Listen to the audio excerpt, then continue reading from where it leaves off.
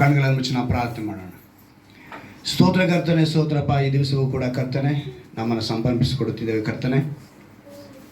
ವಾಕ್ಯವಾಗಿರುವ యేಸಯ್ಯ, ನಿಮ್ಮ ದಾಸನನ್ನು ಮರೆಸಿ ನಮ್ಮೊಂದಿಗೆ ಮಾತನಾಡಬೇಕೆಂದು, ವಾಕ್ಯಕ್ಕಾಗಿ ನಾವು ಬದುಕುವಂತೆ ಕೃಪೆ ಮಾಡಿಕೊಡಬೇಕೆಂದು ಯೇಸುವಿನ ನಾಮದಲ್ಲಿ ಪ್ರಾರ್ಥಿಸ್ತೇನೆ. ಆಮೆನ್. Hallelujah, hallelujah. ಇವತ್ತಿನ ದಿವಸದಲ್ಲಿ ಕೂಡ ಒಂದು ಒಳ್ಳೆ ವಾಗ್ದಾನವನ್ನು ನಮಗೆ ದೇವರು ಕೊಟ್ಟಿದ್ದಾರೆ. ಎಷ್ಟು ಜನ ವಾಗ್ದಾನ ನೆನಪಿಗೆ ಇಟ್ಕೊಂಡಿದ್ದೀರಾ? ನಾನು ಹಾಕಿದನ ಮಲಾಕಿಯ 3ನೇ ಅಧ್ಯಾಯ 17ನೇ ವಾಕ್ಯ. ಪ್ರವಾದಿ ಮಲಾಕಿನ ಗ್ರಂಥ 3ನೇ ಅಧ್ಯಾಯ 17ನೇ ವಾಕ್ಯ. ಅಲ್ಲಿ ಮಾತು ಹೇಳಲ್ಪಟ್ಟಿದೆ, ಯೆಹೋವನಿಂತೆನ್ನುತ್ತಾನೆ, ನಾನು ಕಾರ್ಯ ಸಾಧಿಸುವ ದಿನದಲ್ಲಿ ಅವರು ನನಗೆ ಸ್ವಕೀಯ ಜನರಾಗಿರುವವರು. ಒಬ್ಬನು ತನ್ನನ್ನು ಸೇವಿಸುವ ಸ್ವಂತ ಮಗನನ್ನು ಕರುಣಿಸುವಂತೆ ನಾನು ಅವರನ್ನು ಕರುಣಿಸುವೆನು. ಚೆನ್ನಾಗಿ ಗಮನದಲ್ಲಿ ಇಟ್ಕೊಳ್ಳಿ. ಯಾರು ಈ ತಿಂಗಳು ತಪ್ಪಿಸ್ಕೊಳ್ಬೇಡಿ. ಒಂದು ಒಳ್ಳೆಯ ವಿಷಯವನ್ನು ಈ ವಾಗ್ದಾನದಿಂದ ನಾವು 5 ವಾರನೂ ಧ್ಯಾನ ಮಾಡ್ತೀವಿ. ಎಷ್ಟು ವಾರ ಇದೆ ತಿಂಗಳಲ್ಲಿ? ಎಷ್ಟು ಜನ ಗಮನಿಸಿದ್ರೆ ಅದನ್ನು? 4 ವಾರ. ಹಾಂ, ಸರಿಯಾಗಿ ನೋಡಿ.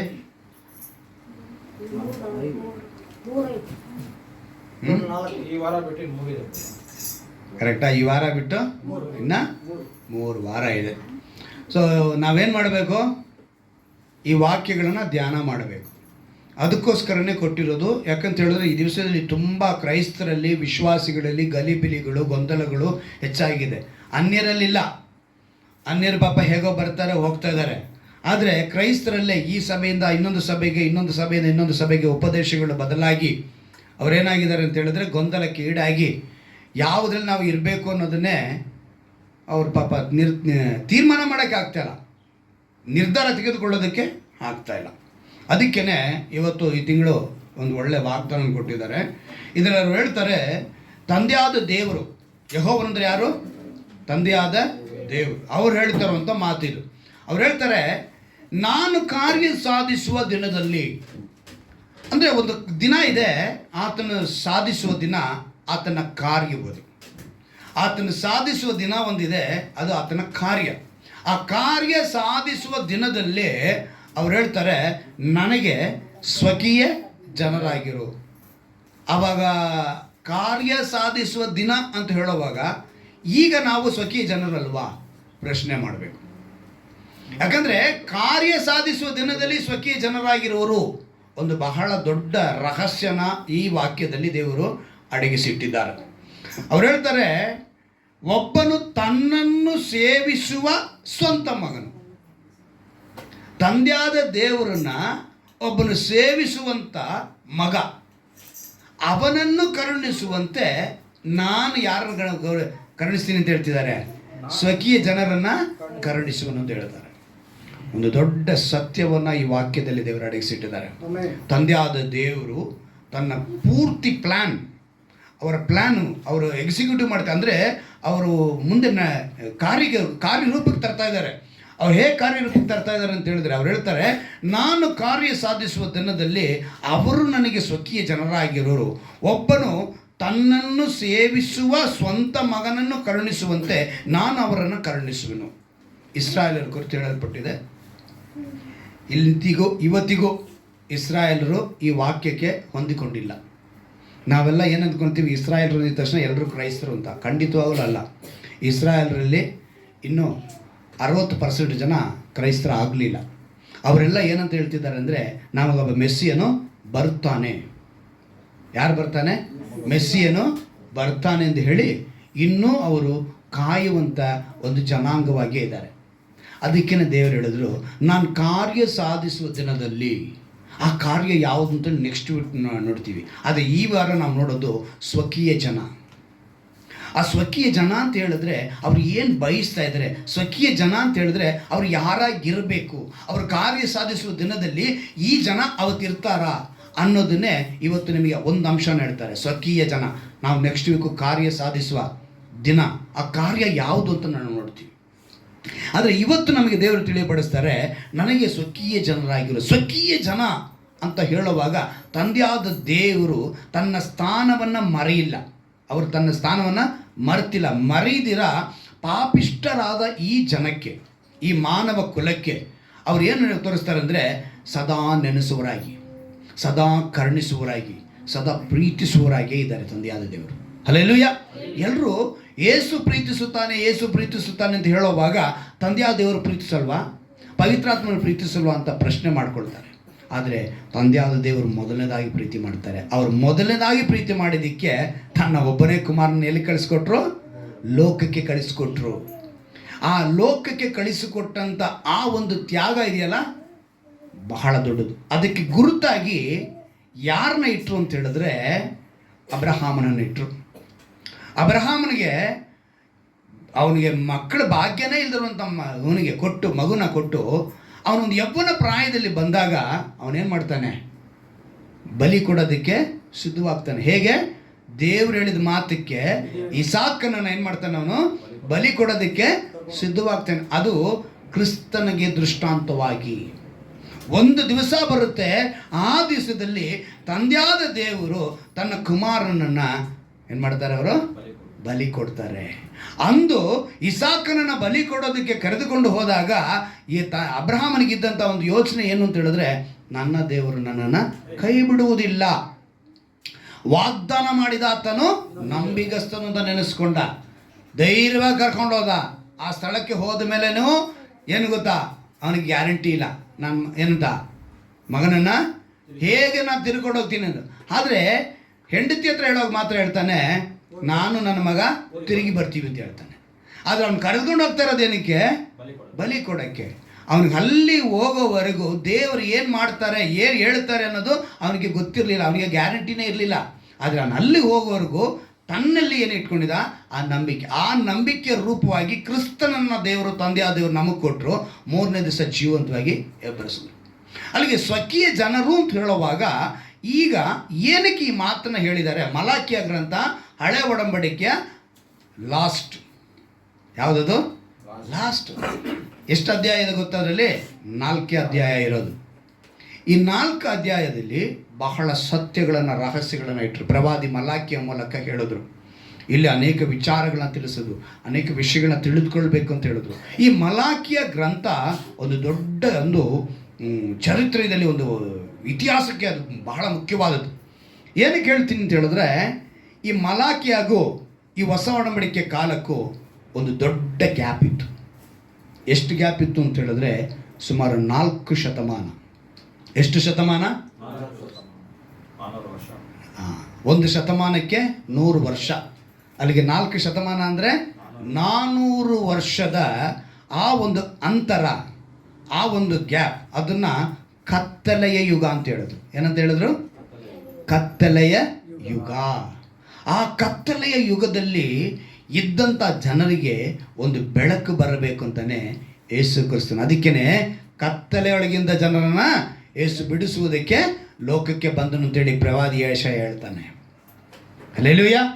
ಇವತ್ತು ನಾವು ಈ ಸ್ವಕೀಯ ಜನರು ಅಂದರೆ ಯಾರಾಗಿರಬೇಕು ಅಂಥೇಳಿ ಗಮನಿಸುವಾಗ, ವಿಮೋಚನಾ ಕಾಂಡ 19ನೇ ಅಧ್ಯಾಯವನ್ನು ನಾವು ತೆಗೆದುಕೊಳ್ಳುವಾಗ, ವಿಮೋಚನಾ ಕಾಂಡ 19ನೇ ಅಧ್ಯಾಯ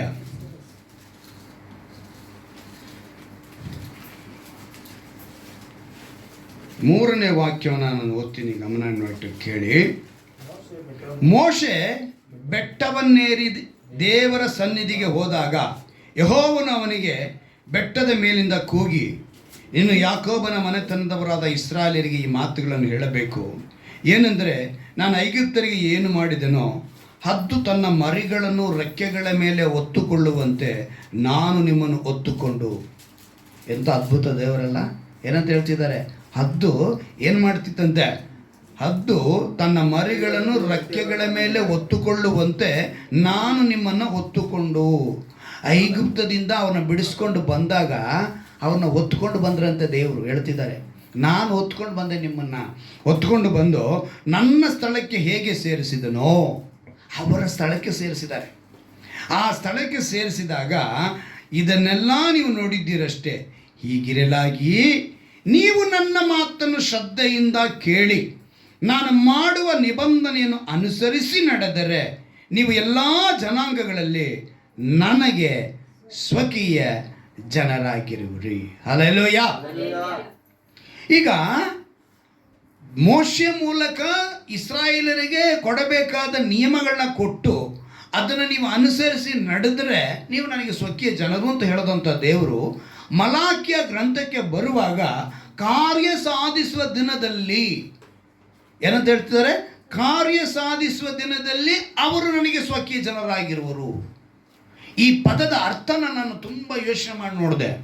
ಇಲ್ಲಿ ಏನಂತ ಹೇಳ್ತಿದ್ದಾರೆ? ನೀವು ನನ್ನ ಮಾತನ್ನು ಶ್ರದ್ಧೆಯಿಂದ ಕೇಳಿ ಅನುಸರಿಸಿ ನಡೆದರೆ ನೀವು ನನ್ನ ಸ್ವಕೀಯ ಜನ, ಅಂದರೆ ಎಲ್ಲ ಜನಾಂಗಗಳಿಗಿಂತ ನನಗೆ ನೀವೇನಾಗ್ತೀರಾ? ಸ್ವಕೀಯ ಜನರಾಗಿರುವಿರಿ ಅಂತ ಹೇಳಿದವರು. ಆದರೆ ಮಲಾಕಿನ ಹತ್ರ ಬಂದಾಗ ಈ ಮಾತನ್ನು ಏನಕ್ಕೆ ಹೇಳಿದ್ರು ಅಂತ ಹೇಳಿದ್ರೆ, ಯಾರೂ ಮಾತನ್ನು ಕೇಳಲಿಲ್ಲ. ಎಲ್ಲಿಯವರೆಗೂ? ಪ್ರವಾದಿ ಮಲಾಕಿನ ಕಾಲದವರೆಗೂ ಇಸ್ರಾಯೇಲರು ದೇವರ ಮಾತನ್ನು ಶ್ರದ್ಧೆಯಿಂದ ಕೇಳಲೇ ಇಲ್ಲ. ಅವರು ಕೇಳದ ನಿಮಿತ್ತ ಪ್ರವಾದಿ ಮೂಲಕ ಮತ್ತೆ ಹೇಳ್ತಿದ್ದಾರೆ, ತನ್ನ ಕಾರ್ಯ ಸಾಧಿಸುವ ದಿನ ಅಂತ ಒಂದೈತೆ, ಆ ದಿನದಲ್ಲಿ ಇವರು ನನಗೆ ಸ್ವಕೀಯ ಜನರಾಗ್ತಾರೆ. ಅಂದರೆ ಆ ಕಾರ್ಯ ಸಾಧಿಸುವ ದಿನ ಯಾವುದು ಅಂತ ನಾವು ನೋಡಬೇಕಾಗಿರೋದು ಏನಂತ ಹೇಳಿದ್ರೆ, ಆವಾಗ ಇವ್ರು ಕೇಳಿರ್ತಾರೆ ಮಾತನ್ನು. ಆದರೆ ಈಗ ಕೇಳಲಿಲ್ಲ ಅಂತ ಅರ್ಥ. ಇವ್ರು ಏನು ಮಾಡಿಲ್ಲ? ಇವರು ದೇವ್ರ ಮಾತನ್ನು ಕೇಳಿಲ್ಲ, ಶ್ರದ್ಧೆಯಿಂದ ಕೇಳಿಲ್ಲ. ಅದರಲ್ಲೂ ಕೇಳೋದ್ರಲ್ಲಿ ಎರಡು ವಿಧ ಇದೆ. ಕೇಳೋದ್ರಲ್ಲಿ ಬಾಡಿ ಇಲ್ಲೇ ಇದೆ, ಮನಸ್ಸು ಬೇರೆ ಎಲ್ಲೋ ಇದೆ. ಅದು ಈ ಕಿವಿಗೆ ಬರ್ತಾ ಇದೆ, ಈ ಕಿವಿಯಲ್ಲಿ ಆಚೆ ಹೋಗ್ತಾ ಇದೆ. ಇದನ್ನು ಶ್ರದ್ಧೆಯಿಂದ ಕೇಳೋದು ಅಂತ ಹೇಳಲ್ಲ. ಏನಂತ ಹೇಳ್ತಾರೆ ಇದನ್ನು? ಅದಕ್ಕೆ ದೇವರು ಹೇಳ್ತಾರೆ ಶ್ರದ್ಧೆಯಿಂದ ಕೇಳಬೇಕು. ಶ್ರದ್ಧೆಯಿಂದ ಕೇಳೋದನ್ನು ದೇವರು ಹೇಳ್ತಿದ್ದಾರೆ. ಈ ಮಾತನ್ನು ನಮ್ಗೆ ಹೇಳೋಕ್ಕೆ ಅವ್ರು ಹೇಳ್ತಾರೆ ವಿಶೇಷವಾಗಿ ಏನಂತ ಹೇಳಿದ್ರೆ, ನೀವು ನನ್ನ ಮಾತನ್ನು ಶ್ರದ್ಧೆಯಿಂದ ಕೇಳಿ ನಾನು ಮಾಡುವ ನಿಬಂಧನೆ ಅನುಸರಿಸಿ ನಡೆದರೆ ನೀವು ಎಲ್ಲ ಜನಾಂಗಗಳಲ್ಲಿ ನನಗೆ ಸ್ವಕೀಯ ಜನರಾಗಿರುವಿರಿ. ಸಮಸ್ತ ಭೂಮಿಯು ನನ್ನದಷ್ಟೇ. ಮುಗಿಸ್ಬಿಟ್ರ ಮಾತು? ಸಮಸ್ತ ಭೂಮಿಯು ನನ್ನದಷ್ಟೇ. ನೀವು ನನಗೆ ಯಾಜಕ ರಾಜ್ಯವು ಪರಿಶುದ್ಧ ಜನವೂ ಆಗಿರುವಿರಿ. ಇವೇ ನೀನು ಇಸ್ರಾಯೇಲರಿಗೆ ಹೇಳಬೇಕಾದ ಮಾತುಗಳು ಎಂದನು. ದೇವರು ಹೇಳ್ತಿರುವಂಥ ಮಾತು ಇಸ್ರಾಯೇಲರು ಇವತ್ತು ಆತ್ಮಿಕ ಇಸ್ರಾಯೇಲರಾಗಿ ವಿಶ್ವಾಸಿಗಳಾಗಿ ಕರೆಯಲ್ಪಡುವಂಥ ನಮಗೂ ಇದೇ ಮಾತೆ. ಯಾಕೆಂದರೆ ಈ 400 ವರ್ಷದ ಅಂತರ ಕತ್ತಲೆಯ ಯುಗದಲ್ಲಿರುವಂಥ ನಮಗೆ ದೇವರು ಇವತ್ತು ಹೇಳುವಂಥ ಮಾತು, ಕಾರ್ಯ ಸಾಧಿಸುವಂಥ ದಿನಾಂತ ಇದೆ. ಆ ಕಾರ್ಯ ಸಾಧಿಸುವ ದಿನದಲ್ಲಿ ನಾನು ಬರುವಾಗ ಇವರು ನನಗೆ ಸ್ವಕೀಯ ಜನರಾಗಿರಬೇಕು. ಯಾರು ಸ್ವಕೀಯ ಜನರು ಅಂತ ಹೇಳಿದ್ರೆ, ಶ್ರದ್ಧೆಯಿಂದ ಅವರ ಮಾತನ್ನು ಕೇಳಿ ಅನುಸರಿಸಿ. ಅವಾಗ ಶ್ರದ್ಧೆಯಿಂದ ಕೇಳದೇ ಇರುವಂಥ ಜನ ಇರೋದ್ರಿಂದನೇ ಒಂದು ದಿನ ಇಟ್ಟಿದ್ದಾರೆ. ಆ ದಿನವನ್ನು ನಾವು ನೆಕ್ಸ್ಟ್ ವೀಕ್ ನಾವು ನೋಡೋಣ. ಆ ಕಾರ್ಯ ಸಾಧಿಸುವ ದಿನನ ಹೇಗಿಟ್ಟಿದ್ದಾರೆ ದೇವರು ಅನ್ನೋದನ್ನು ನಾವು ನೋಡ್ತೀವಿ. ಆದರೆ ಇವತ್ತು ಈ ಸ್ವಕೀಯ ಜನರು ಅಂತ ಹೇಳಿದ್ರೆ ಅವರ ಮಾತನ್ನು ಕೇಳುವವರಾಗಿರಬೇಕು. ಈಗ ಮೋಶೆ ಕಾಲ ನಂತರ ಯೆಹೋಶುವ, ಹೀಗೆ ಅನೇಕರು ಬಂದರು. ಇವರೆಲ್ಲ ಮುಗಿಸ್ಕೊಂಡು ಬಂದ ಮೇಲೆ ಮೊದಲನೇದಾಗಿ, ಯಾಕಂತ ಹೇಳಿದ್ರೆ ಈ ಕತ್ತಲೆ ಯುಗ ಅಂತ ಹೇಳೋದಕ್ಕೆ ಕಾರಣ ಏನು ಅಂತ ಹೇಳಿದ್ರೆ, ಇವರಿಗೆ ಏನು ಮಾಡಬೇಕಂತಲೇ ಗೊತ್ತಾಗ್ತಿಲ್ಲ ಇಸ್ರಾಯೇಲರಿಗೆ. ಈ 400 ವರ್ಷ ಏನು ನಡೀತಾ ಇದೆ, ಯಾರು ನಮಗೆ ಅಂದರೆ ಹೆಂಗಿದ್ದಿರಬೇಕು ಅಂತ ನಾನು ಆಲೋಚನೆ ಹೇಳ್ತೀನಿ ಅಂತ ಹೇಳಿದ್ರೆ, ನಮ್ಮನ್ನು ಆಳ್ವಿಕೆ ಮಾಡೋರು ಯಾರು? ಅಯ್ಯೋ ನಮಗೋಸ್ಕರ ಒಬ್ಬ ನಾಯಕನಿಲ್ಲವೇ?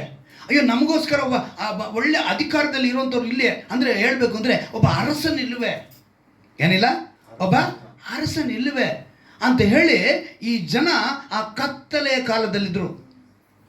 ಆಗಲೇ ಏನಾಯಿತು? ಬೆತ್ಲೆಹೇಮಿನಲ್ಲಿ ಯಾರು ಅವ್ರಿಗೇನಂತ ಹೇಳಿದ್ರು?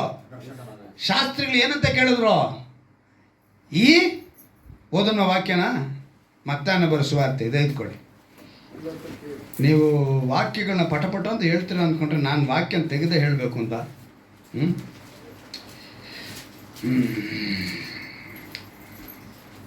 2ನೇ ಅಧ್ಯಾಯದಲ್ಲೇ 2ನೇ ವಾಕ್ಯ ಓದಿ. ಮತ್ತಾಯನ ಬರೋ ಸುವಾರ್ತೆ 2ನೇ ಅಧ್ಯಾಯ 2ನೇ ವಾಕ್ಯ ಏನಂತೆ? ಯಹೂದ್ಯರ ಅಲ್ಲಿಗೆ ಇವರಿಗೆ ಯಾರು ಬೇಕು ಅಂತ ಕಾಯ್ತಾ ಇದ್ದಾರೆ? ಅರಸನು. ಆದರೆ ಸತ್ಯವೇದದಲ್ಲಿ ಮೊದಲನೇದಾಗಿ ಅರಸನಾಗಿ ಬಂದವನು ಯಾರು? ಎಷ್ಟು ಜನ ಗೊತ್ತು?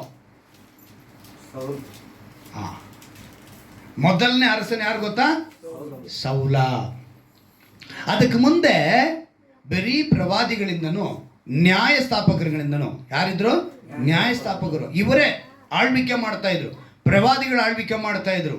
ಈ ಸಮಯದಲ್ಲೇ ಈ ಜನ ಏನು ಮಾಡಿದ್ರು ಅಂತ ಹೇಳಿದ್ರೆ, ತಂದೆಯಾದ ದೇವರು ಇವರಿಗೆ ಅರಸನಾಗಿದ್ದಾನೆ ಎಂಬುದನ್ನು ಮರೆತೋಗಿದ್ದಾರೆ. ಅವರೇನಾಗಿದ್ದಾರೆ?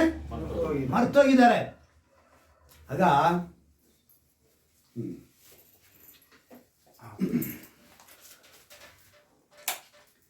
ಅವರೇನಾಗಿದ್ದಾರೆ? ಮರೆತೋಗಿದ್ದಾರೆ. ಇವಾಗ ಅವ್ರು ಮರ್ತೋಗಿರೋ ವಿಷಯನ ಹೇಗೆ ಎಲ್ಲ ಹೇಳ್ಪಡಿದೆ ಅಂತ ಹೇಳಿದ್ರೆ, ಇಸ್ರಾಯೇಲರು ಪ್ರವಾದಿಗಳಿಂದ ನ್ಯಾಯಾಧಿಪತಿಗಳಿಂದ ತಂದೆಯಾದ ದೇವರವರಿಗೆ ಅರಸನಾಗಿ ಆಳ್ವಿಕೆ ಮಾಡ್ತಿದ್ರೆ ಇಸ್ರಾಯೇಲರು ಏನಂತ ಬೇಡಿಕೊಳ್ತಾರೆ ಅಂತ ಹೇಳಿದ್ರೆ, ಒಂದು ಸಮುವೇಲನ ಗ್ರಂಥ ತೆಗೆದುಕೊಳ್ಳಿ. ಒಂದು ಸಮುವೇಲನ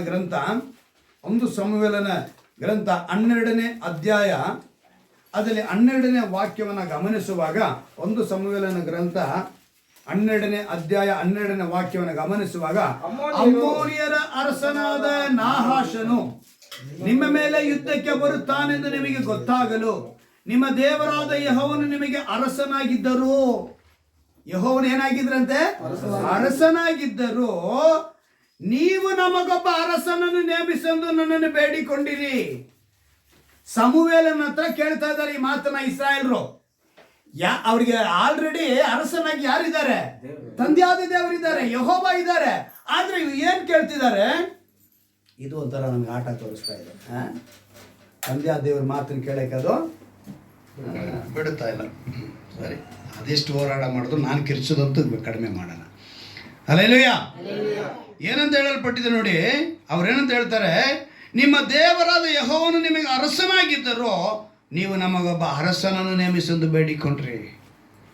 ನ್ಯಾಯಾಧಿಪತಿಗಳು ನ್ಯಾಯಸ್ಥಾಪಕರು ಇದ್ದಂಥ ಕಾಲ, ಪ್ರವಾದಿಗಳಿಂದ ದೇವರು ಚೆನ್ನಾಗಿ ಆಳ್ವಿಕೆ ಮಾಡ್ತಿದ್ರೆ ಈ ಜನರು ನಮಗೆ ಅಂದರೆ ಇವರು ಕಣ್ಣಿಗೆ ಕಾಣಿಸ್ತಾ ಇಲ್ಲ. ಯಾರು? ಯೆಹೋವ ದೇವರು ಕಾಣಿಸ್ತಿಲ್ಲ.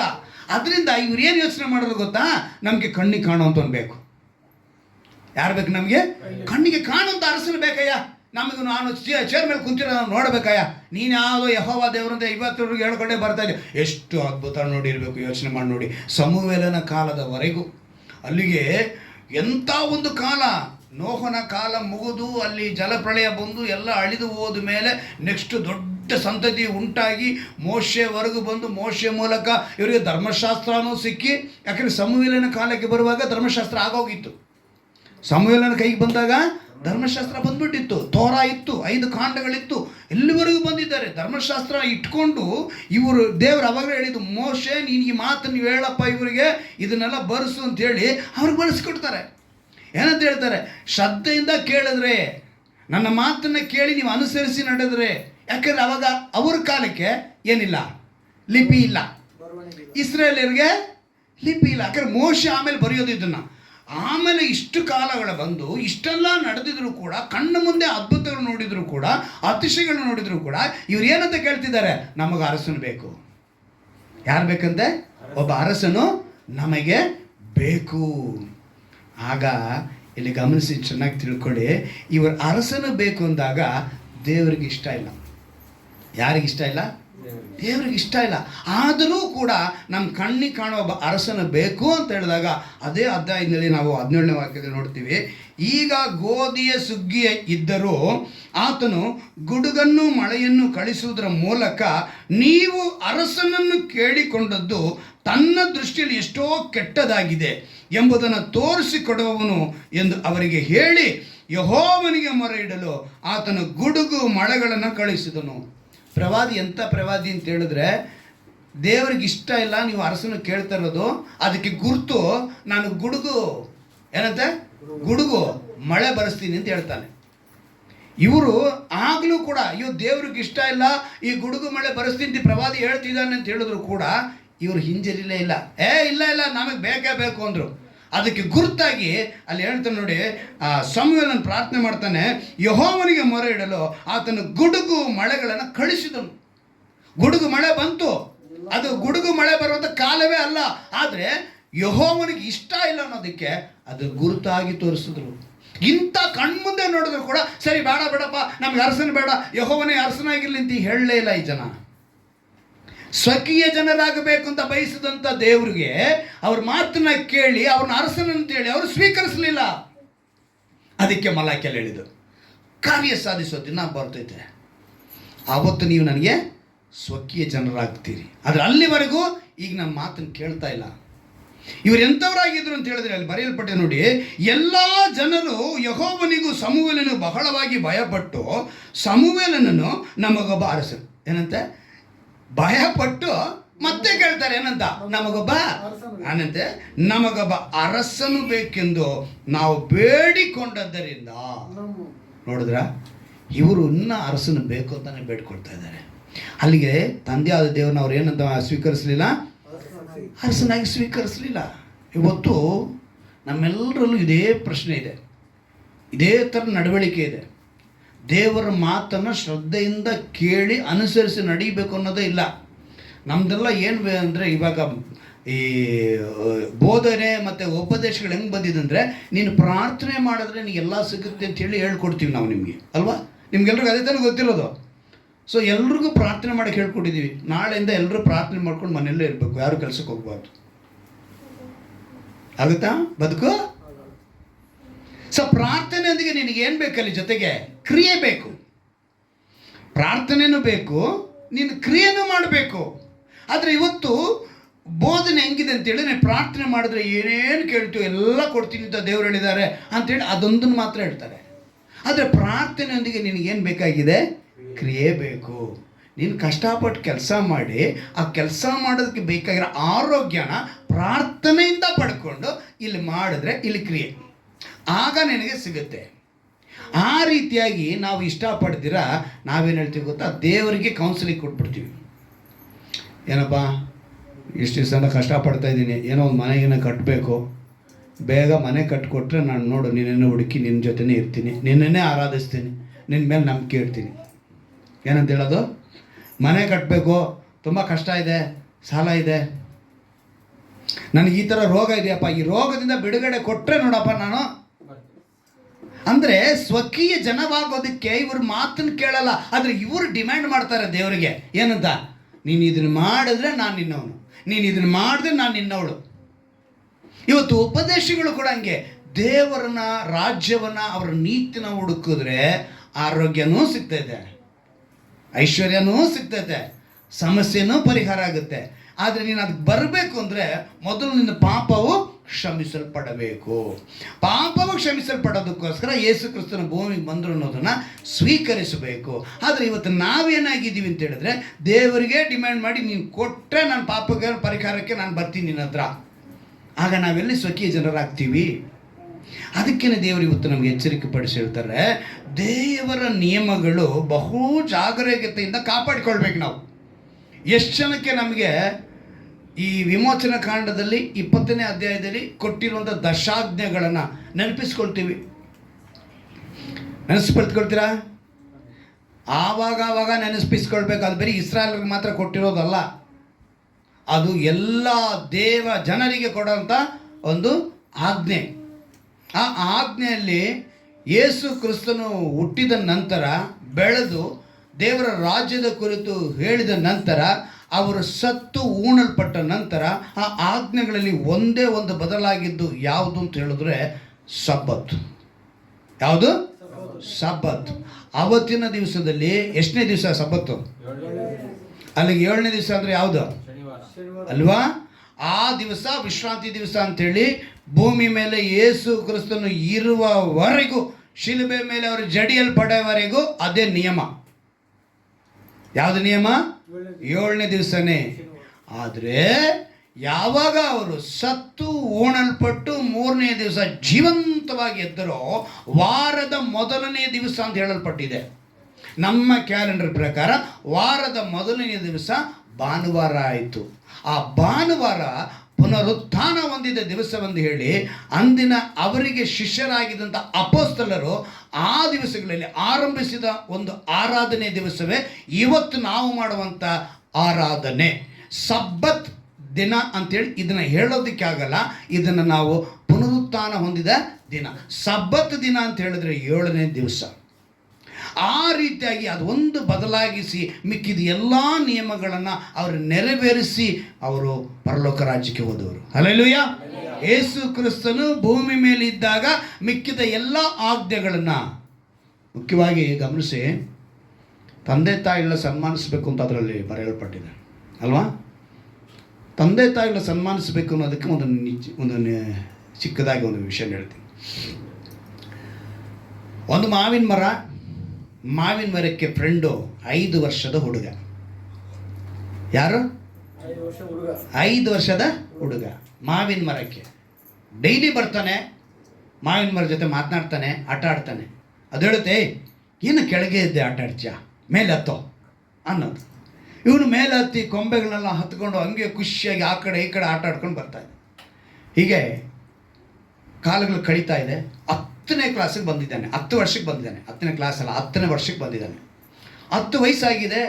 ಒಂದು ದಿವಸ ಬಂದು ಮರದ ಹತ್ರ ಬೇಸರವಾಗಿ, ಯಾಕೆ ಬೇಸರವಾಗಿದೆಯಾ, ಏನೋ ನಿನಗೆ ನಾನು ಆಟ ಆಡೋದಕ್ಕೆ ನಾನು ಕೊಂಬೆಗಳನ್ನೆಲ್ಲ ಹರಡಿ ಎಷ್ಟು ಚೆನ್ನಾಗಿ ಇಟ್ಟಿದ್ದೀನಿ ಅಂತ ಹೇಳಿದ್ರೆ, ಇಲ್ಲ ನನಗೆ ಫೀಸ್ ಕಟ್ಟೋಕ್ಕೆ ದುಡ್ಡೇ ಇಲ್ಲ, ನಮ್ಮ ಅಪ್ಪ ಅಮ್ಮ ನನಗೆ ಸ್ಕೂಲ್ಗೆ ಹೋಗಬೇಡ ಅಂತ ಹೇಳ್ತಿದ್ದಾರೆ. ಹೌದೇನಾ? ತಗೋ, ಎಲ್ಲ ಹಣ್ಣು ತಗೋ, ಹೋಗಿ ಮಾರು. ಏನಂತ? ಹಣ್ಣುಗಳ ತಗೋ, ಹೋಗಿ ಮಾರು, ಫೀಸ್ ಕಟ್ಟು. ಖುಷಿಯಾಗಿ ಹಣ್ಣೆಲ್ಲ ತೊಗೊಂಡೋಗ್ಬಿಟ್ಟ, ಮಾರ್ದ. ಹೀಗೆ ಮತ್ತೆ ಅವರ ಸ್ನೇಹ ಹಂಗೆ ನಡೀತಾ ಇದೆ. ಮತ್ತೆ 15 ವಯಸ್ಸಿಗೆ ಅವನಿಗೊಂದು ಸಮಸ್ಯೆ ಬಂತು. ಅವನು ಬಂದಿದ್ದ ತಕ್ಷಣ ಮತ್ತೆ ಬೇಸರದಿಂದ ಇರುವಾಗ, ನನಗೇನು ಮಾಡಬೇಕು ಅಂತ ಗೊತ್ತಾಗ್ತಿಲ್ಲ, ನಮ್ಮ ಅಪ್ಪ ಅಮ್ಮ ನನಗೆ ಓದಿಸೋಕ್ಕೆ ಬಿಡ್ತಾ ಇಲ್ಲ, ನನಗೆ ಕಷ್ಟ ಆಗ್ಬಿಟ್ಟಿದೆ, ಬೇಸರ ಆಗ್ಬಿಟ್ಟಿದೆ. ಅಷ್ಟೇನ? ಈ ಬ್ರಾಂಚಸ್ ಕಟ್ ಮಾಡು, ಈ ತೊಗೊಂಡೋಗಿ ಮಾರು, ಕೊಂಬೆಗಳನ್ನೆಲ್ಲ ಕಟ್ ಮಾಡ, ತೊಗೊಂಡೋಗಿ ಮಾರ ಅಂತ ಹೇಳ್ಬಿಟ್ಟ. ಇವಾಗ ಎಷ್ಟು ವಯಸ್ಸು ಅವನಿಗೆ? 15 ವರ್ಷ ಅಲ್ವಾ? 15 ವರ್ಷಕ್ಕೆ ಕೊಂಬೆಗಳನ್ನೆಲ್ಲ ಏನು ಮಾಡ್ದ? ಕಟ್ ಮಾಡಿ ತೊಗೊಂಡು ಮಾರ್ಬಿಟ್ಟ. ಆಮೇಲೆ ಒಳ್ಳೆ ಒಂದು ಯಥಾಸ್ಥಿತಿಗೆ ಬಂದ. ಒಂದು 25 ವರ್ಷ ಆಗೋಯ್ತು ಅವನಿಗೆ. ಎಷ್ಟು ವರ್ಷ ಆಗೋಯ್ತು? 25 ವರ್ಷದಲ್ಲಿ ಅವನಿಗೊಂದು ಸಮಸ್ಯೆ ಬರ್ತೈತೆ. ಅದೇ ಥರ ಬೇಸರದಿಂದ ಇರುವಾಗ ಮರ ಏನು ಮಾಡ್ತೈತೆ, ಏನೋ ನಿನಗೆ ಸಮಸ್ಯೆ ಅದೇ, ನನಗೆ ಈ ಥರ ಆಗ್ಬಿಟ್ಟಿದೆ, ನಾನೇನು ಮಾಡ್ಲಿಕ್ಕಾಗ್ತಿಲ್ಲ. ಅಷ್ಟೇ ತಾನೆ? ಬೇರೆ ಮಾತ್ರ ಕಟ್ ಮಾಡಬೇಡ ಕಣ, ಬೇರೆ ಇಲ್ಲಿಗೆ ಬಿಟ್ಟುಬಿಡು, ಇದನ್ನು ಕಟ್ ಮಾಡಿಬಿಡು, ಪೂರ್ತಿ ಕಟ್ ಮಾಡಬೇಡ, ನಿನಗಿಲ್ದಿದ್ದಾನ ಅಂಥೇಳಿ ಆ ಮರ ಏನು ಮಾಡಿಬಿಡ್ತಂತೆ, ತ್ಯಾಗ ಮಾಡಿ ಕೊಟ್ಬಿಡ್ತು. ಇಲ್ಲಿ ಆ ಮರ ಹೆತ್ತವರು. ಆ ಮರ ಯಾರು? ಪ್ರತಿ ಹೆತ್ತವರು ತಮ್ಮ ಮಕ್ಕಳಿಗೋಸ್ಕರ ಕೊನೆ ಉಸಿರಿರೋವರೆಗೂ, ಅಂದರೆ ಆ ಬೇರು ಯಾವುದು ಅಂತ ಹೇಳಿದ್ರೆ ಮುದುಕ ಆಗೋವರೆಗೂ ಹೆತ್ತವರಿಗೋಸ್ಕರ ಪಡುವಂಥ ಪಾಡು ಅಷ್ಟೊಂದಿರುತ್ತೆ. ಈ ಮಕ್ಕಳು ಅದನ್ನು ತಿಳ್ಕೊಂಡು, ಅದಕ್ಕೇ ದೇವರು ಹೇಳ್ಕೊಡ್ತಾರೆ, ಸನ್ಮಾನಿಸಬೇಕು. ಶ್ರದ್ಧೆಯಿಂದ ಮಾತನ್ನು ಕೇಳಿದರೆ, ಅವರ ನಿಯಮಗಳನ್ನು ನೀವು ಅನುಸರಿಸಿ ನಡೆದರೆ ಸ್ವಕೀಯ ಜನರಾಗ್ತೀರಾ ಅಂತ ಹೇಳ್ತಾರೆ. ಆದರೆ ಇವತ್ತು ನಾವು ಸ್ವಕೀಯ ಜನರಾಗೋದೇ ಇಲ್ಲ. ನಮ್ಗೆ ಇಷ್ಟ ಬಂದಂಗೆ ನಮಗೆ ಒಬ್ಬ ಅರಸನ ಬೇಕು ಅಂತ ಕೇಳ್ತೀವಿ, ಆ ಅರಸನ್ನು ನಮ್ಮ ಕಣ್ಮುಂದೆ ಕಾಣಬೇಕು ಅಂತ ಹೇಳ್ತೀವಿ. ಆ ಸಮಯದಲ್ಲೇ ದೇವರು ಹೇಳಿದ್ದು, ಎಚ್ಚರಿಕೆ ಪಡಿಸಿದ್ದು. ಈಗ ನಾವು ಪ್ರಾರ್ಥನೆ ಮಾಡೋವಾಗೆಲ್ಲ ನಾವು ಕೇಳೋದೇನು ಗೊತ್ತಾ, ಈ ಸೌಲನು ಹೇಗೆ ಅಭಿಷೇಕ ಹೊಂದಿ ಈ ರಾಜನಾಗಿ ಬಂದರೂ ಕೂಡ ದೇವರಿಗೆ ಇಷ್ಟ ಇರಲಿಲ್ಲ. ದೇವರು ತಾನೇ ಇವ್ರಿಗೆ ರಾಜನಾಗಿರಬೇಕು ಅಂದ. ಇವತ್ತು ದೇವರು ನಿಮ್ಮ ಮನೆಯಲ್ಲಿ ನಿಮಗೆ ರಾಜನಾಗಿರಬೇಕು ಅಂತ ಇಷ್ಟಪಡ್ತಾನೆ. ಆದರೆ ನೀವು ಲೋಕವನ್ನು ರಾಜನಾಗಿ ಸ್ವೀಕರಿಸೋದ್ರಿಂದ, ನಮಗಿದನ್ನು ನೆರವೇರಿದ್ರೆ ನಾನು ನಿನ್ನ ಹತ್ರ ಬರ್ತೀನಿ, ನನಗಿದನ್ನು ಕಾರ್ಯ ರೂಪಿಸಿಕೊಟ್ರೆ ನಾನು ನಿನ್ನ ಹತ್ರ ಬರ್ತೀನಿ, ನನಗಿದು ನಡೆದ್ರೆ ಅದಾದರೆ ಇಷ್ಟೇ ನಮ್ಮ ಮಾತುಗಳು. ದೇವರು ಎಚ್ಚರಿಕೆ ಪಡಿಸ್ತಿದ್ದಾರೆ, ಶ್ರದ್ಧೆಯಿಂದ ನನ್ನ ಮಾತನ್ನು ಕೇಳಿ, ಆಗ ನನ್ನ ಸ್ವಕೀಯ ಜನರಾಗ್ತೀರ ಅಂತ ಹೇಳ್ತಾರೆ. ಆದರೆ ಇವತ್ತು ನಾವೇನು ಮಾಡ್ತಿದ್ದೀವಿ, ಧರ್ಮೋಪದೇಶ ಕಾಂಡದಲ್ಲಿ 32ನೇ ಅಧ್ಯಾಯದಲ್ಲಿ 4ನೇ ಅಧ್ಯಾಯದಲ್ಲಿ ಮೊದಲನೇದಾಗಿ ಧರ್ಮೋಪದೇಶ ಕಾಂಡ 4ನೇ ಅಧ್ಯಾಯ 9ನೇ ವಾಕ್ಯವನ್ನು ಗಮನಿಸೋಣ. ಅಲ್ಲಿ ಒಂದು ಮಾತು ಬರೆಯಲ್ಪಟ್ಟಿದೆ,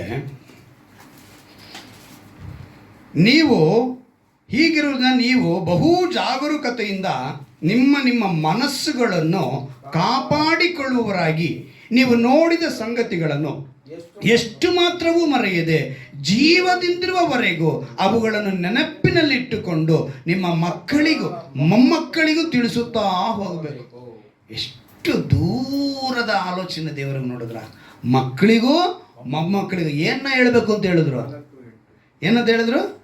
ನಿಮ್ಮ ಮನಸ್ಸುಗಳನ್ನು ಕಾಪಾಡಿಕೊಳ್ಳುವವರಾಗಿ. ಅಂದರೆ ನಿಮ್ಮ ಮನಸ್ಸುಗಳನ್ನ ಕಾಪಾಡಿಕೊಳ್ಳದಂತೆ ಶತ್ರು ಹೋರಾಡ್ತಾನೆ. ನಿಮ್ಮ ಮನಸ್ಸನ್ನ ಕಾಪಾಡಿಕೊಳ್ಳದಂತೆ ಶತ್ರು ಓಡಾಡ್ತಾನೆ. ಏನಂದ್ರೆ ಅವರೇನೋ ಮಾಡೋದು ಅವರು ಮಾಡ್ತಾರೆ. ನಾನು ಆ ಬೆಟ್ಟಕ್ಕೆ ಹೋಗಿ ಬಂದೆ, ನಾನು ಎಷ್ಟು ಬೇಗ ಆಶೀರ್ವಾದ ಹೊಂದಿದ್ದೀನಿ ಗೊತ್ತಾ? ನೀನು 10 ವರ್ಷದಿಂದ ಏಸು ಏಸು ಅಂತ ಓಡ್ತಾ ಇದೆಯಾ. ನಾನು ಏನೂ ಇಲ್ಲ, ಒಂದೇ ಒಂದು ಸಲ ಬೆಟ್ಟ ಹತ್ತಿ ಬಂದೆ, ಒಂದೇ ಒಂದು ಸಲ ನೀರಿನಲ್ಲಿ ಮುಳುಗಿ ಬಂದೆ, ನಾನು ಒಂದೇ ಒಂದು ಸಲ ಅರಿಕೆ ಹೊತ್ಕೊಂಡೆ, ನನಗೆ ಅದ್ಭುತ ನಡೆದೋಯ್ತು. ನೀನು ನೋಡಿದ್ರೆ ಹೋಗ್ತಾ ಇದೆ 10 ವರ್ಷದಿಂದ, ಏನು ನಡೀತು ಅಂತಾನೆ. ನಿಮ್ಮ ಮನಸ್ಸುಗಳನ್ನ ಕಾಪಾಡಿಕೊಳ್ಳಬೇಕು. ಶತ್ರು ಹೋರಾಡ್ತಾನೆ. ಯೇಸುವಿನ ಬಳಿ ಹೋಗಿ ಒಂದು ಮಾತ್ರ ತಿಳ್ಕೊಳ್ಳಿ, ಈ ಲೋಕದಲ್ಲಿ ನೀವು ಐಶ್ವರ್ಯವಂತರ ಆಗದೇ ಇದ್ರೂ ಪರವಾಗಿಲ್ಲ, ಪರಲೋಕದಲ್ಲಿ ಐಶ್ವರ್ಯವಂತರಾಗಬೇಕು. ಹಲ್ಲೆಲೂಯಾ. ಬಿಡಿ ಬ್ರದರ್, ಮನೇಲಿ ಇಲ್ಲಿ ನಮ್ಗೆ ಇಲ್ಲಿ ತಿನ್ನಕ್ಕೆ ಇಟ್ಟೇ ಇಲ್ಲ, ಪರಲೋಕದಲ್ಲಿ ಹೋಗಿ ನಾವು ಬಿರಿಯಾನಿ ತಿಂದ್ರೆ ಏನು ಯಾರಿಗೇನು ಕಾಣ್ತದ? ನಮ್ಗೆ ಇಲ್ಲಿ ಬಿರಿಯಾನಿ ತಿನ್ಬೇಕ್ರಿ ಹಂಗಂತೀರಾ? ಇಲ್ಲಿ ಬಿರಿಯಾನಿ ತಿನ್ಬೇಕು ಅಂದ್ರೆ ಆಚೆ ಹೋಗ್ಬಿಡಿ, ಗಂಜಿ ಕುಡಿ ಹೆಂಗಿದ್ರೆ ಒಳಗೆ ಬನ್ನಿ. ಹಲ್ಲೆಲೂಯಾ. ನಾನು ಹೇಳೋ ಮಾತಲ್ಲ, ದೇವರು ಹೇಳುವಂಥ ಮಾತು. ಇಲ್ಲಿ ನೀವು ಬಂದರೆ ವಾಕ್ಯದಿಂದ ಬಲಪಟ್ಟು ವಾಕ್ಯಕ್ಕಾಗಿ ಬದುಕೋರಾಗಿ ಇರಬೇಕು. ಲೋಕದ ಆಶೀರ್ವಾದ ಖಂಡಿತವಾಗ್ಲೂ ನಿಮಗೆ ಸಿಗುತ್ತೆ. ಸಮಸ್ಯೆ ಪರಿಹಾರ ಆಗುತ್ತೆ, ರೋಗ ಪರಿಹಾರ ಆಗುತ್ತೆ, ನಿಮ್ಮ ಆಶೀರ್ವಾದಗಳು ಐಶ್ವರ್ಯಗಳು ಎಲ್ಲವೂ ಸಿಗುತ್ತೆ. ಆದರೆ ಅವರನ್ನು ಮೊದಲು ಹುಡುಕಬೇಕು. ಹಲ್ಲೆಲೂಯಾ. ಅವರನ್ನು ಹುಡುಕಿದಾಗ ಇಲ್ಲಿ ಅದಕ್ಕೆ ಹೇಳ್ತಾರೆ, ನೀವು ನೋಡಿದ ಸಂಗತಿಗಳನ್ನು ಎಷ್ಟು ಮಾತ್ರವೂ ಮರೆಯದೆ ಅಂತ ಹೇಳ್ತಾರೆ. ಎಷ್ಟು ನೋಡಿಲ್ಲ ನಮ್ಮ ಕಾರ್ಯ. ಈ ಇಸ್ರಾಯೇಲರು ಎಲ್ಲವನ್ನ ಮರ್ತೋಗಿ ನಮಗೊಬ್ಬ ರಾಜ ಬೇಕು ಅಂತಾರೆ. ಏನು ಬೇಕಂತೆ? ಅರಸನಾಗಿ ರಾಜನಾಗಿ ಯೆಹೋವ ದೇವರು ಅವ್ರಿಗೆ ಇದ್ದಿದ್ದನ್ನ ಮರೆತೋದಂಥವರು. ಇವತ್ತು ನಿನಗೂ ನನಗೂ ಅವರ ಅರಸನಾಗಿ ರಾಜನಾಗಿ ಎಷ್ಟು ಕಾರ್ಯ ಮಾಡಿದ್ರು ಕೂಡ. ಅದಕ್ಕೆ ಹೇಳಿದ್ದು, ನಾನು ಮಕ್ಕಳ ವಿಷಯನೂ ಕೇಳ್ತೀನಿ ಗೊತ್ತಾ, ಅವಾಗವಾಗ ಹೋರಾಟ ಬರೋದೇ ಕುಟುಂಬದಲ್ಲಿ ಗಂಡ ಹೆಂಡತಿ ಮಕ್ಕಳ ಜೊತೆಗೆ. ಎಲ್ಲಿ ಆರಂಭಿಸಿ ಈ ಸಮಾಧಾನನ ಕೆಡಿಸಿ ಅಲ್ಲಿಂದ ಹೊರಗೆ ಬಂದು ಪಕ್ಕದವರು ಅಕ್ಕಪಕ್ಕದವ್ರನ್ನಿಂದ ಇಟ್ಕೊಂಡು ಹಾಗೆ ಬೀದಿಗೆ ಬಂದು ಹಾಗೆ ರಾಜ್ಯಕ್ಕೆ ಬಂದು ಹಾಗೆ ಪಟ್ಟಣಕ್ಕೆ ಬಂದು ಹಾಗೆ ದೇಶಕ್ಕೆ ಬಂದು ಇಡೀ ಲೋಕನ ಹಾಳು ಮಾಡಬೇಕು ಅನ್ನೋದು ಶತ್ರುವಿನ ಕುತಂತ್ರ. ಎಲ್ಲಿಂದ ಆರಂಭಿಸ್ತಾನೆ? ಕುಟುಂಬದಿಂದ. ಈಗ ಹೆಂಡತಿ ಮಕ್ಕಳು ಸರಿಯಾಗಿ ಇಲ್ಲ, ಒಬ್ಬ ವ್ಯಕ್ತಿಗೆ ಒಂದು ಗಂಡಸಿಗಂದು ಇಟ್ಕೊಳ್ಳೋಣ, ಸೀದಾ ಎಲ್ಲಿಗೆ ಹೋಗ್ತಾನೆ ಗೊತ್ತಾ? ಎಲ್ಲಿಗೆ ಹೋಗ್ತಾನೆ? ಬಾರ್ಗೆ ಹೋಗ್ತಾನೆ. ಅಲ್ಲೋಗಿ ಏನು ಹೇಳ್ತಾನೆ ಗೊತ್ತಾ? ನಮ್ಮಂಥ ಅವರಿಗೆ ಇದೇ ಟಾನಿಕ್ ಅಲ್ಲ, ಇದೇ ನಮಗೆ ಆಧಾರ, ಇದೇ ನಮಗೆ ಸಮಾಧಾನ ಅಂತಾನೆ. ಕಾರಣ ಎಲ್ಲಿಂದ ಬಂತು? ಇಲ್ಲಿ. ಸೊ ಇನ್ನೊಂದು ವಿಷಯ ಹೇಳ್ತೀನಿ ತಿಳ್ಕೊಳ್ಳಿ. ಮನೆಯಲ್ಲಿರುವಂಥ ಸ್ತ್ರೀಯರು ತಮ್ಮ ಕುಟುಂಬಕ್ಕೆ, ಮಕ್ಕಳಿಗಾಗ್ಬೋದು ಅಥವಾ ಗಂಡನಿಗಾಗ್ಬೋದು, ಊಟದ ವಿಷಯದಲ್ಲಿ ನೀವು ಕರೆಕ್ಟಾಗಿರ್ಬೇಕು. ಯಾವ ವಿಷಯದಲ್ಲಿ? ಊಟದ ವಿಷಯದಲ್ಲಿ. ಈ ಊಟ ಇಲ್ಲ ಅಂತ ಹೇಳಿದ್ರೇನೆ ಸಮಸ್ಯೆ. ಆತ್ಮಿಕ ಆಹಾರಕ್ಕೂ ಇರಬೇಕು, ಶಾರೀರಿಕ ಆಹಾರದಲ್ಲೂ, ಎರಡರಲ್ಲೂ ಕರೆಕ್ಟಾಗಿರಬೇಕು. ಅಲ್ಲಿಂದ ಆರಂಭಿಸಿ ಹೊರಗಡೆ ಹೋಗಿ ಹೊರಗಡೆಯಿಂದ ಹಂಗೇ ಹೊಟ್ಟೋಗ್ತೀವಿ, ದೇವರ ಮಾತಿಂದ ದೂರ ಹೊಟ್ಟೋಗ್ತೀವಿ. ದೇವರು ಇವತ್ತು ಎಚ್ಚರಿಕೆ ಪಡಿಸ್ತಾರೆ, ನೀವು ಹೇಗಿರಬೇಕು ಅನ್ನೋದನ್ನ ಹೇಳ್ಕೊಡ್ತಿದ್ದಾರೆ. ಇಲ್ಲಿ ಕರೆಂಟ್ ಬೇರೆ ಅವಾಗವಾಗ ಹೋಗಿ ನಮ್ಗೆ ಆಟ ಕೊಡ್ತಾ ಇದೆ ಅಲ್ವಾ? ಬೇಗ ಮುಗಿಸ್ಬಿಟ್ಟು ನಿಮಗೆ ವಾಕ್ಯ ಕೇಳಿದ್ರೆ ಮಾಡಬೇಕು ಅಂತ ಅವ್ನು ಅನ್ಕೊತಾನೆ. ಅದನ್ನು ನಾನಂತೂ ನಿಲ್ಲಿಸಲ್ಲ. ನಾನು ಹೇಳ್ಬೇಕಾದ್ರೆ ದೇವ್ರು ಹೇಳ್ಬೇಕಾದ್ರನ್ನ ಹೇಳ್ಸಿರ್ತೀನಿ. ಬ್ಲೇಡ ನೀವು ಹಾಕಿ, ನೀವು ಏನು ಬ್ಲೇಡ್ ಹಾಕಿದ್ರು ಕೇಳ್ತೀವಿ ಅಂತೀರಾ? ಬ್ಲೇಡ್ ಹಾಕ್ತಿದ್ದೀನಾ? ದೇವರ ವಾಕ್ಯವನ್ನು ನಿಮ್ಮನ್ನು ಹುಡುಕಿ ಬರ್ತಾ ಇರುವಾಗ ನೀವು ಅಸಡ್ಡೆ ಆಗಿರಬಾರ್ದು, ಅಷ್ಟೇ ದೇವರು ಹೇಳೋ ಮಾತು. ಇದೇ ಧರ್ಮೋಪದೇಶ ಕಾಂಡದಲ್ಲಿ ನಾವು ಇನ್ನೊಂದು ಮಾತನ್ನು ನೋಡ್ತೀವಿ, 10ನೇ ವಾಕ್ಯದಲ್ಲಿ. ನೀವು ಆ ಸಂಗತಿಗಳು ಯಾವುದಂದ್ರೆ, ನೀವು ಹೋರೇಬಿನಲ್ಲಿ ನಿಮ್ಮ ದೇವರಾದ ಯೆಹೋವನ ಸನ್ನಿಧಿಯಲ್ಲಿ ನಿಂತಿದ್ದಾಗ ಆತನು ನನಗೆ ಜನರೆಲ್ಲನೂ ನನ್ನ ಹತ್ತಿರಕ್ಕೆ ಕೂಡಿಸು, ಅವರು ತಾವು ಭೂಮಿಯ ಮೇಲಿರುವ ದಿನಗಳೆಲ್ಲ ನನಗೆ ಭಯಭಕ್ತಿಯಿಂದಿರುವುದಕ್ಕೆ ಕಲಿತುಕೊಂಡು ತಮ್ಮ ಮಕ್ಕಳಿಗೂ ಕಲಿಸಿಕೊಡುವಂತೆ. ಭೂಮಿಯ ಮೇಲಿರುವ ಎಲ್ಲ ದಿನ ನೀವು ಹೆಂಗಿರ್ಬೇಕು? ಭಯಭಕ್ತಿಯಿಂದಾನೇ ಇರಬೇಕು ಆತನಿಗೆ. ಆತನ ಮಾತನ್ನು ಶ್ರದ್ಧೆಯಿಂದಾನೇ ಕೇಳಬೇಕು. 32ನೇ ಅಧ್ಯಾಯದಲ್ಲಿ 11ನೇ ವಾಕ್ಯದಲ್ಲಿ ಒಂದು ಅದ್ಭುತವಾದ ಮಾತು ಹೇಳ್ತಾರೆ.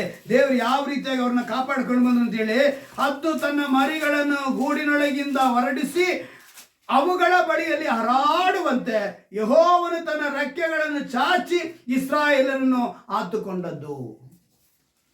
ಹದ್ದಿಗೆ ವಿಶೇಷ ಗುಣ ಅಂತ ಅದು. ಏನು ಮಾಡುತ್ತೆ, ಮರಿಗಳನ್ನ ಗೂಡು ಕಟ್ಟೋವಾಗ ಒಳ್ಳೆ ಸ್ಪಂಚಲ್ಲಿ ಗೂಡ ಕಟ್ಟಿದೆ. ಅಂದರೆ ಫಸ್ಟ್ ಅದ್ರೊಳಗಡೆ ಮುಳ್ಳೆಲ್ಲ ಇಟ್ಟು, ಅದ್ರ ಮೇಲೆ ಹುಲ್ಲಿಟ್ಟು, ಅದ್ರ ಮೇಲೆ ಹತ್ತಿ ಥರ ಇಟ್ಟು, ಆಮೇಲೆ ಮೊಟ್ಟೆ ಇಡುತ್ತೆ. ಮೊಟ್ಟೆ ಇಟ್ಟು ಮರಿ ಮಾಡಿದ್ಮೇಲೆ ಫಸ್ಟ್ ಹತ್ತಿನ ತೆಗೆದಾಕುತ್ತೆ, ಆಮೇಲೆ ಹುಲ್ಲನ್ನು ತೆಗೆದಾಕುತ್ತೆ, ಆಮೇಲೆ ಮುಳ್ಳನ್ನ ಇಡುತ್ತೆ. ಮುಳ್ಳು ಮೇಲೆ ಮರಿ ಕುತ್ಕೊಳ್ಳೋಕ್ಕಾಗಲ್ಲ. ಆ ಮರಿ ಏನು ಮಾಡುತ್ತೆ, ಆಚೆ ಜಂಪ್ ಮಾಡುತ್ತೆ. ಆಚೆ ಜಂಪ್ ಮಾಡಿದಾಗ ನನ್ನ ಯಾರು ಕಾಪಾಡ್ತಾರೆ ಅಂದ್ಕೊಂಡು ಅದು ಕೆಳಗೆ ಬೀಳೋದು ಹೋಗುವಾಗ ಕ್ಲೀನಾಗಿ ಬಂದು ಆತನ ಎತ್ಕೊಂಡು ಮೇಲಕ್ಕೆ ಹೋಗುತ್ತಂತೆ.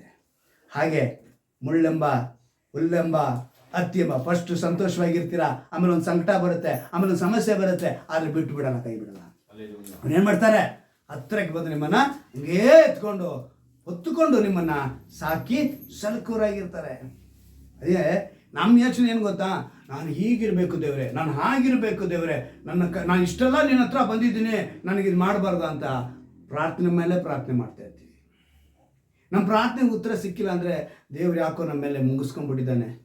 ಅನ್ಯರಲ್ಲಿ ಒಂದು ಮಾತಿದೆ, ಏನು ಗೊತ್ತಾ, ಅವರು ತರಿಸ್ಕೊತಾರೆ ದೇವ್ರುಗಳನ್ನ. ಎಲ್ಲಿಗೆ?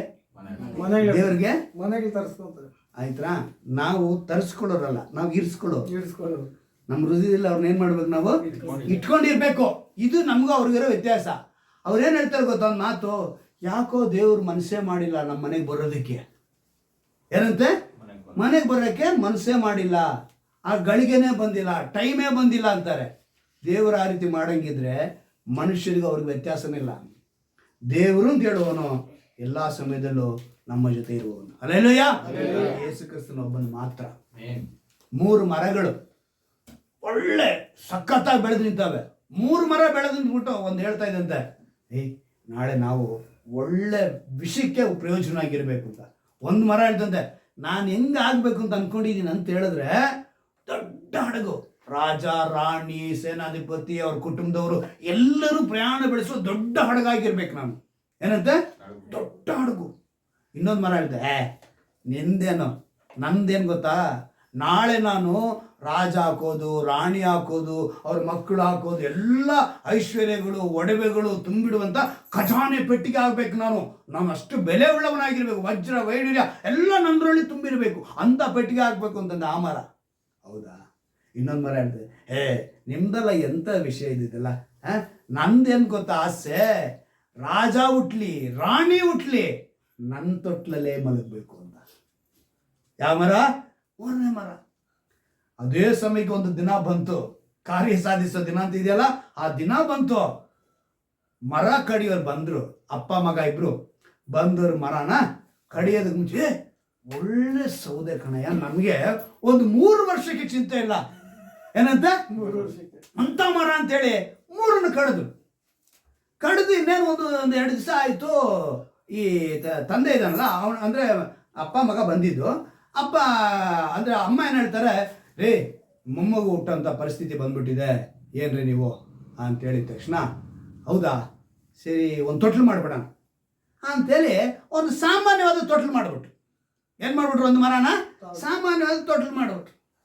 ಒಂದು ಸ್ವಲ್ಪ ದಿವಸ ಆದಮೇಲೆ ಸೊಸೆ ಹೇಳ್ತಿದೆ, ಮಾವ ನಮ್ಗೆ ಸ್ವಲ್ಪ ಒಡವೆಲ್ಲ ಇಡೋಕ್ಕೆ ಒಂದು ಯಾವುದು ಇಲ್ಲ ಅಂದಾಗ, ಹೌದೇನಮ್ಮ ಸರಿ ನಿಮ್ಗೊಂದು ಪೆಟ್ಟಿಗೆ ಮಾಡಿಕೊಡ್ತೀನಿ, ಒಂದು ಸಣ್ಣ ಪೆಟ್ಟಿಗೆ, ಸೊಸೆ ಹತ್ರ ಎಣ್ಣಿರುತ್ತೆ ಅಂತ ಒಂದು ಪೆಟ್ಟಿಗೆ, ಒಂದು ಚಿಕ್ಕ ಪೆಟ್ಟಿಗೆ ಮಾಡಿ ಕೊಟ್ಬಿಟ್ರು. ಆ ಮಗ ಹೇಳ್ದ, ಅಪ್ಪ ಈಗ ಸೌದೆ ಉಳಿದಿದೆ, ನಾವು ಈ ಊರಿಂದ ಆ ಊರಿಗೆ ಹೋಗ್ಬೇಕು, ಮಧ್ಯದಲ್ಲಿ ಒಂದು ನದಿ ಹರಿತಾ ಇದೆ, ಒಂದು ಸಣ್ಣ ದೋಣಿ ಮಾಡ್ಕೊಂಡ್ಬಿಟ್ರೆ ಈ ಸೌದೆ ವ್ಯಾಪಾರ ಮಾಡೋದಕ್ಕೆ ಅನುಕೂಲ ಆಗ್ತಿಲ್ಲ. ಈಗ 3 ವಿಷಯ, ಈ 3 ಮರ ನೆನೆಸ್ಕೊಂಡಿದ್ದೆ, ಆದರೆ ವ್ಯತ್ಯಾಸ ತಿಳ್ಕೊಳ್ಳಿ. ಇವಾಗ ಇಲ್ಲ, ಈಗ 3 ವಿಷಯ ಏನು ತಿಳ್ಕೊಂತು, ಒಂದು ದೊಡ್ಡ ಹಡಗಾಗಬೇಕು ಅಂತ, ಆದರೆ ದೋಣಿ ಆಯಿತು. ಇನ್ನೊಂದೇನು ಹೇಳ್ತು, ನನ್ನ ಐಶ್ವರ್ಯ ಎಲ್ಲ ತುಂಬಿಡುವಂಥ ದೊಡ್ಡ ಖಜಾನೆ ಪೆಟ್ಟಿಗೆ ಥರ ಆಗಬೇಕು ಅಂತ, ಒಂದು ಸಣ್ಣ ಪೆಟ್ಟಿಗೆ ಆಯ್ತಾ, 2ನೇದು. ಇನ್ನೊಂದೇನು ಹೇಳ್ತು, ತೊಟ್ಲು, ನಾನು ರಾಜ ರಾಣಿ ಮಲಗುವಂಥ ತೊಟ್ಲಾಗಬೇಕು ಅಂತ ಅನ್ಕೊಂತ, ಅದರಲ್ಲಿ ಒಂದು ಸಾಮಾನ್ಯ ಮಗು ಮಲಗುವಂಥ ತೊಟ್ಲು ಆಯಿತು. ಈಗ ಇದು ನಡೀತು. ಅದೇ ರಾತ್ರಿ ಯಾರೋ ಬಾಗಿಲು ತಟ್ತಾ ಇದ್ದಾರೆ, ತಟ್ಟಿದ್ರೆ ಹೊರಗೆ ಹೋಗಿ ನೋಡಿದ್ರೆ ರಾಜ ರಾಣಿ ನಿಂತವ್ರೆ, ಮಗು ಸಮೇತ, ಸೇನಾಧಿಪತಿ ಬಂದು ನಿಂತವನೆ ಜೊತೆಗೆ ಬೇರೆ. ಏನು ಅಂತೇಳಿ ವಿಷಯ ಕೇಳಿದ್ರೆ, ಯುದ್ಧಕ್ಕೆ ನಮ್ಮ ಮೇಲೆ ಬಂದ್ಬಿಟ್ಟಿದ್ದಾರೆ, ಅನ್ಯರು ನಮಗೆ ಒಂದು ಸ್ವಲ್ಪ ಅವಕಾಶ ಕೊಡಿ ಇರಬೇಕು ಅಂತ. ಹಾಗಂದಿದ ತಕ್ಷಣ ಇವ್ರು ಖುಷಿಯಾಗಿ ಕರೆಸಿ ಒಳಗಡೆ ಬಿಟ್ಟಿದ ತಕ್ಷಣ ರಾಣಿ ಹೇಳಿದ್ರು, ಮಗುನ ಇಲ್ಲಿ ಮಲಗಿಸಿ ಅಂತೇಳಿ. ಯಾವುದ್ರಲ್ಲೇ? ರಾಣಿ ಏನು ಹೇಳಿದ್ರು? ಮಗುನ ಮಲಗಿಸಿ. ಮಳೆಯಲ್ಲಿ ನಂದು ಹೊಟ್ಬಿಟ್ಟಿದ್ದೀರಾ, ಬನ್ನಿ ಒಳಗೆ ಬನ್ನಿ, ಬಟ್ಟೆ ಬದಲಾಯಿಸ್ಕೊಳ್ಳಿ, ನಿಮ್ಮ ಒಡೆಗಳನ್ನೆಲ್ಲ ಇದರಲ್ಲಿ ಇಡಿ ಅಂದರು. ಏನಂತ ಹೇಳಿದ್ರು? ಒಡವೆಗಳನ್ನೆಲ್ಲ ಅದ್ರಲ್ಲಿ ಇಡೋದು. ತಕ್ಷಣ ರಾಜ ಏನ್ ಹೇಳ್ತಾನೆ? ರಾಜ ಕೇಳ್ತಾನೆ, ನಾನು ಸ್ವಲ್ಪ ಹೊರಗಡೆ ಹೋಗಿ ಸ್ವಲ್ಪ ಯುದ್ಧಕ್ಕೆ ಸಂಬಂಧಪಟ್ಟಿದ್ದಲ್ಲಿ ತೊಗೊಂಬರ್ಬೇಕು, ನಾನು ಮತ್ತು ಸೇನಾಧಿಪತಿ ಇವರೆಲ್ಲ ಹೋಗಬೇಕು, ಸ್ವಲ್ಪ ಸೈನಿಕರೆಲ್ಲ ನಾವು ಹೋಗಬೇಕು. ಅಂದರೆ ಅಷ್ಟು ದೊಡ್ಡದಿಲ್ಲ, ಒಂದು 5 ಜನ ಓಡಾಡೋಂಥ ಒಂದು ದೋಣಿ ಇದೆ ಅಂದ. ಏನಂದ? ಈಗ ಅವ್ರು ನೆನೆಸ್ಕೊಂಡಿದ್ದು, ಆ 3 ಮರ ನೆನೆಸ್ಕೊಂಡಿದ್ದು ನಡೀತು, ಆದರೆ ಲೇಟಾಗಿ ನಡೀತು. ಅದಕ್ಕಿಂತ ಮುಂಚೆ ನಡೆದದ್ದು ಬೇರೆ ರೀತಿ. ನಿನ್ನ ಬದುಕಿನಲ್ಲಿ ಅದೇ ನಡೆಯುತ್ತೆ. ನೀನು ಏನು ಅನ್ಕೊಳ್ತೀಯ ಅದು ನಡೆಯುತ್ತೆ, ಆದರೆ ದೇವರು ನಡೆಸುವ ವಿಧಾನ ಬೇರೆ. ಹಲ್ಲೆಲೂಯಾ. ಅದಕ್ಕೆ ಅವ್ರು ಹೇಳ್ತಾರೆ, ನನ್ನ ಮಾತನ್ನು ಶ್ರದ್ಧೆಯಿಂದ ಕೇಳಿ ಸಾಕು. ನನ್ನ ಮಾತನ್ನು ಕೇಳಿ ನೀವೇನಾಗಿರ್ತೀರಾ? ನನ್ನ ಸ್ವಕೀಯ ಜನರಾಗ್ತೀರಾ. ದೇವರು ಬಯಸುವಂಥ ಆ ಒಂದು ಕೃಪೆನ ನಾವು ಹೊಂದಿಕೊಳ್ಳಬೇಕು. ಕೊನೆ ಮಾತು ಇದು ಯೆಹೋಶುವನ ಗ್ರಂಥದಲ್ಲಿ ಒಂದು ಮಾತು ಬರೆಯಲ್ಪಟ್ಟಿದೆ. 1ನೇ ಅಧ್ಯಾಯದಲ್ಲಿ ಯೆಹೋಶುವನ ಪ್ರವಾದಿಯ ಗ್ರಂಥದ ಪುಸ್ತಕದಲ್ಲಿ 6ನೇ ವಾಕ್ಯ, ನಿನ್ನನ್ನು ಕೈ ಬಿಡುವುದಿಲ್ಲ, ತೊರೆಯುವುದಿಲ್ಲ, ಸ್ಥಿರಚಿತ್ತನಾಗಿರು, ಧೈರ್ಯದಿಂದಿರು. ಏನಂತ ಹೇಳ್ತಾರೆ? ಕೈ ಬಿಡುವುದಿಲ್ಲ, ತೊರೆಯುವುದಿಲ್ಲ, ಸ್ಥಿರಚಿತ್ತನಾಗಿರು, ಧೈರ್ಯದಿಂದಿರು. ಯಾಕೆಂದರೆ ದೇವರು ಹೇಳ್ತಾರೆ, ಕೊಟ್ಟ ದೇಶವನ್ನು, ಅಂದರೆ ಯಾಕೆಂದರೆ ನಾನು ಈ ಜನರ ಪಿತೃಗಳಿಗೆ ಪ್ರಮಾಣ ಮಾಡಿಕೊಟ್ಟ ದೇಶವನ್ನು ಇವರಿಗೆ ನೀನೇ ಸ್ವಾಧೀನಪಡಿಸಬೇಕು. ಅಸ್ತ್ರ ಹೇಳಿ 7ನೇ ವಾಕ್ಯದಲ್ಲಿ ಹೇಳ್ತಾರೆ, ನನ್ನ ಸೇವಕನಾದ ಮೋಶೆ ನಿನಗೆ ಬೋಧಿಸಿದ ಧರ್ಮೋಪದೇಶನೆಲ್ಲ ಕೈಕೊಂಡು ನಡೆಯುವುದರಲ್ಲಿ ಸ್ಥಿರಚಿತ್ತನಾಗಿರು, ಪೂರ್ಣ ಧೈರ್ಯದಿಂದಿರು, ಅದನ್ನು ಬಿಟ್ಟು ಎಡಕ್ಕಾದರೂ ಬಲಕ್ಕಾದರೂ ಹೋಗಬೇಡ, ಆಗ ನೀನು ಎಲ್ಲಿ ಹೋದರೂ ಕೃತಾರ್ಥನಾಗುವಿ. ಎಡಕ್ಕಾಗಲಿ ಬಲಕ್ಕಾಗಲಿ ಹೋಗಬೇಡಿ. ಅನೇಕ ಉಪದೇಶಗಳು ನಿಮ್ಮನ್ನು ಇವತ್ತು ಬಂದು ಕನ್ಫ್ಯೂಸ್ ಮಾಡುತ್ತೆ. ಯೂಟ್ಯೂಬ್ನಲ್ಲಿ ನೀವು ಯಾರದೇ ಸೇವಕರ ವಿಷಯ ನೋಡಬೇಕು ಅಂದರೆ ನೀವು ಗ್ರಹಿಸಬೇಕು, ಇದು ಸತ್ಯ ಇದೆಯಾ, ಇದು ಸತ್ಯದ ಕಡೆ ನಮ್ಮ ನಡೆಸುತ್ತಾ? ಗಲಿಬಿಲಿಗಳಿಗೆ ಗೊಂದಲಗಳಿಗೆ ಬಿದ್ದು ಹೋಗಬೇಡಿ. ಇವತ್ತು ನೀವು ಕೇಳಬೇಕಾಗಿರೋದು, ನಾವು ನಿನ್ನ ಮಾತನ್ನು ಶ್ರದ್ಧೆಯಿಂದ ಕೇಳಿ ಸ್ವಕೀಯ ಜನರಾಗಿರ್ಬೇಕು. ಎಲ್ಲರೂ ಮೊಣಕಾಲಾಕಿ ನಾವು ಪ್ರಾರ್ಥನೆ ಮಾಡೋಣ. ನಾವು ಮೊಣಕಾಲಾಕಿ ದೇವರ ಪಾದಕ್ಕೆ ಬಂದಿರುವಂಥ ನಮ್ಮೆಲ್ಲರನ್ನು ಸಮರ್ಪಿಸಿಕೊಂಡವರಾಗಿ ಈ ಮಾತನ್ನು ಹೇಳಿ ನಾವು ಕೇಳೋಣ. ಯಾಕೆಂತ ಹೇಳಿದ್ರೆ ವಾಗ್ದಾನ ಏನಂತ ಹೇಳಿದೆ? ಯೆಹೋವನೆಂತನ್ನುತ್ತಾನೆ, ನಾನು ಕಾರ್ಯ ಸಾಧಿಸುವ ದಿನದಲ್ಲಿ ಅವರು ನನಗೆ ಸ್ವಕೀಯ ಜನರಾಗಿರುವರು. ಒಬ್ಬನು ತನ್ನನ್ನು ಸೇವಿಸುವ ತನ್ನ ಸ್ವಂತ ಮಗನನ್ನು ಕರುಣಿಸುವಂತೆ ನಾನು ಅವರನ್ನು ಕರುಣಿಸುವೆನು ಅಂತ ಹೇಳಿ ಮಾತು ಕೊಟ್ಟಿದ್ದಾರೆ. ನಾವು ಕೇಳೋಣವಾ? ತಂದೆಯಾದ ದೇವರು ತನ್ನ ಸ್ಥಾನವನ್ನು ಮರೆಯಲೇ ಇಲ್ಲ. ಈ ಮಾನವರು ಎಷ್ಟೇ ಪಾಪಿಷ್ಟಿಗಳಾಗಿದ್ದರೂ ಕೂಡ ಸದಾ ನಮ್ಮನ್ನು ಪ್ರೀತಿಸುವನಾಗಿ, ಸದಾ ನಮ್ಮನ್ನು ನೆನೆಸುವನಾಗಿ, ಸದಾ ನಮ್ಮನ್ನು ಕರುಣಿಸುವನಾಗಿದ್ದಾನೆ. ಆದರೆ ನಾವೇನು ಮಾಡ್ತಾ ಇಲ್ಲ? ಆತನ ಮಾತನ್ನು ಶ್ರದ್ಧೆಯಿಂದ ಕೇಳ್ತಾ ಇಲ್ಲ. ಅಂದು ಇಸ್ರಾಯೇಲರು ನಮಗೆ ಕಣ್ಣಿಗೆ ಕಾಣೋ ಒಬ್ಬ ಅರಸನು ಬೇಕು ಅಂತ ಬೇಡಿಕೊಂಡಂತೆ ನಾವು ಕೂಡ ಇವತ್ತು ನಮಗೆ ಕಣ್ಣಿಗೆ ಕಾಣುವಂಥ ಆಶೀರ್ವಾದಗಳನ್ನೇ ಹುಡುಕ್ತಾ ಇದ್ದೀವಿ.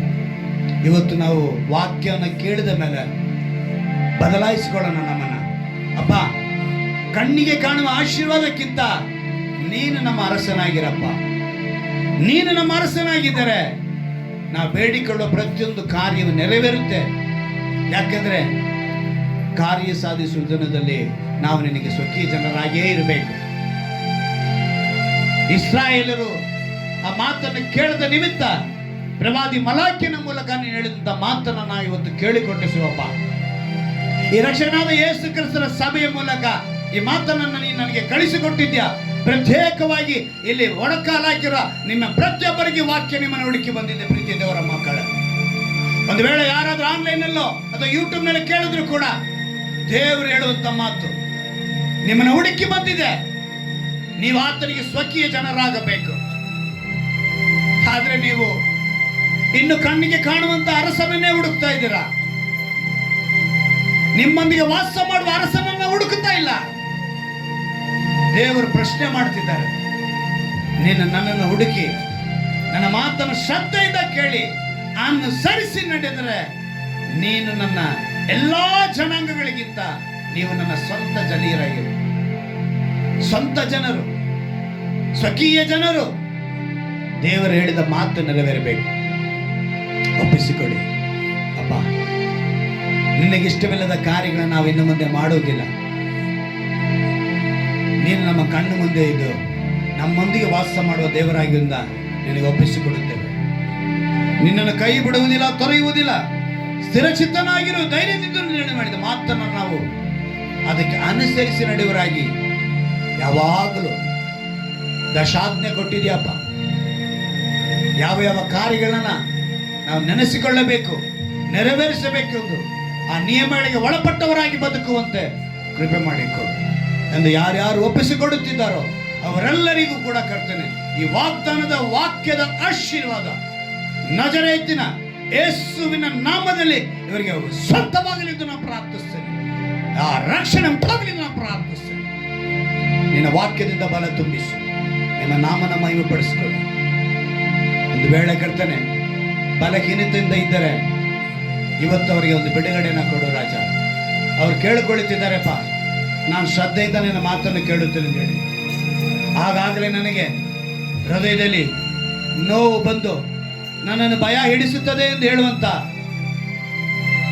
ಸಹೋದರನೋ ಸಹೋದರಿಯೋ, ನಿಮಗೆ ದೇವರು ಹೇಳುವಂತ ಮಾತು, ಶ್ರದ್ಧೆಯಿಂದ ಮಾತನ್ನು ಕೇಳಿ.